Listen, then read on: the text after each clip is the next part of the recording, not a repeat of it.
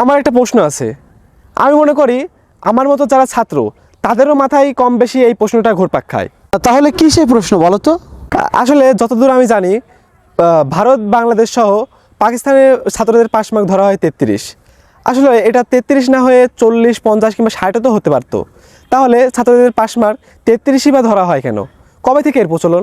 দেখো, এই ভারতীয় উপমহাদেশে মাধ্যমিক এবং উচ্চ মাধ্যমিকের শিক্ষার্থীদের পাস নম্বর 33 হলেও কিন্তু জাপান, আফগানিস্তান, সৌদি আরব সহ পৃথিবীর বিভিন্ন দেশে কিন্তু ছাত্রদের পাস নম্বর 60। এই যে পাস নম্বর 33 যে কেন হলো, এর পিছনে কিন্তু একটা ইতিহাস আছে। মূলত 1858 সালে এই ভারতীয় উপমহাদেশে ম্যাট্রিকুলেশন অর্থাৎ বর্তমানে ম্যাট্রিক বা এসএসসি পরীক্ষার প্রচলন হয়। সেই সময় পাস মার্ক কত নির্ধারণ করা হবে সে নিয়ে কিন্তু কর্তৃপক্ষ একটা সমস্যায়, তার একটা দ্বিধার মধ্যে পড়ে যায়। এখন ব্রিটেনে কিন্তু ছাত্রদের পাস নম্বর ছিল 65।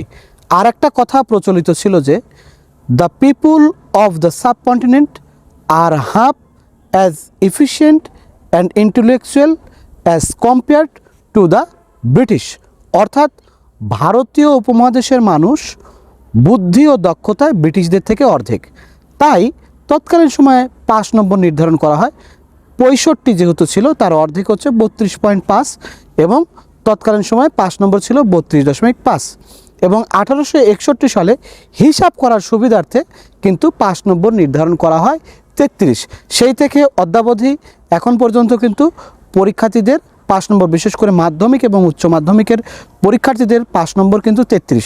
যদিও আমাদের দেশে ডিপ্লোমা, অনার্স মাস্টার্স সহ বিভিন্ন পরীক্ষায় কিন্তু পাস নম্বর 40 ধরা হয় আন্তর্জাতিকভাবে, যেটা স্বীকৃত।